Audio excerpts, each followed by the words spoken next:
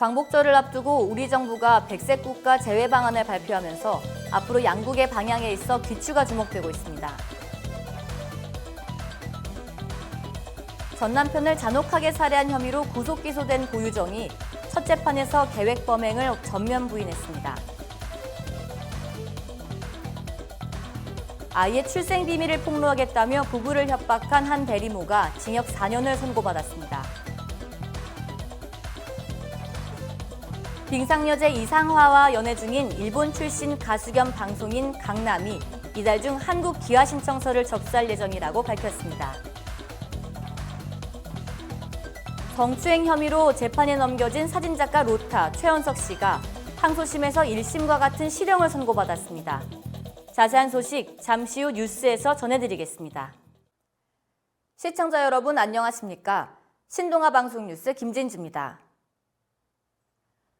우리 정부가 지난 8일 일본을 우리 백색 국가에서 제외하는 방안에 대해서 한 차례 판단을 보류할 때만 해도 양국 갈등이 다소 소강 상태에 들어갈 수 있다는 관측도 나왔습니다.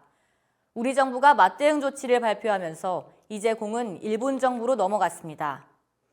개정안이 시행되면 일본 기업은 타 지역 국가와 동등한 규제를 받지만 수출 계약서와 수출자 서약서 등 개별 허가 신청 서류 일부와 전략물자 중개 허가는 면제받습니다.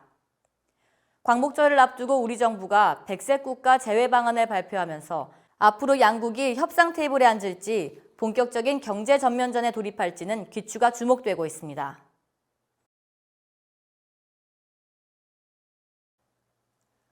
전 남편을 잔혹하게 살해한 혐의로 구속 기소된 고유정이 첫 재판에서 계획 범행을 전면 부인했습니다.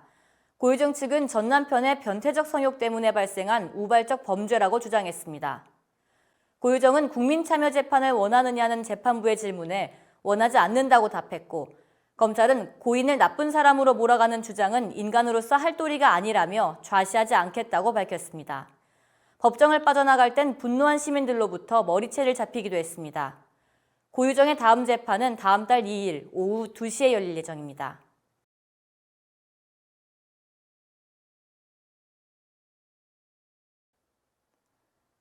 아이의 출생 비밀을 폭로하겠다며 부부를 협박해 5억 원이 넘는 돈을 뜯어낸 대리모 A씨에게 징역 4년을 선고됐습니다. 수원지법 안양지원 형사 1부는 판결문에서 피고인은 자신이 출산한 아이를 공갈의 수단으로 이용해 피해자 부부와 가족에게 씻을 수 없는 고통과 상처를 줬다며 선고 이유를 밝혔습니다. 2005년 당시 20대였던 여성 A씨는 인터넷 사이트를 통해 알게 된 B씨 부부에게 8천만 원을 받고 이듬해 아이를 출산한 뒤 B씨 부부를 협박해 모두 36차례에 걸쳐 5억 4천여만 원을 뜯어낸 혐의를 받고 있습니다.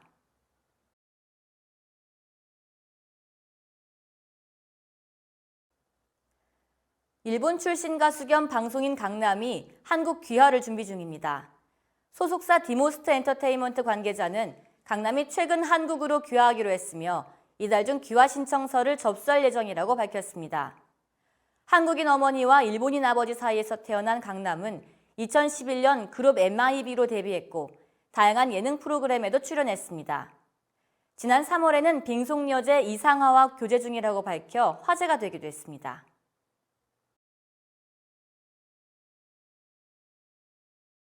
성추행 혐의로 재판에 넘겨진 사진작가 로타 최연석 씨가 항소심에서 1심과 같은 실형을 선고받았습니다. 서울 서부지법은 최 씨에게 원심과 같은 징역 8개월을 선고하고 성폭력 치료 프로그램 80시간 이수, 아동청소년 기관 장애인 복지시설 3년간 취업 제한도 명령했습니다. 최 씨는 2013년 촬영 중에 모델 A씨의 신체를 만지는 등 추행한 혐의로 기소됐습니다. 앞서 1심 재판부는 피해자 진술 신빙성이 높고 묵시적 동의가 있다고 보기 어렵다면서 징역 8개월을 선고하고 최 씨를 법정 구속했습니다.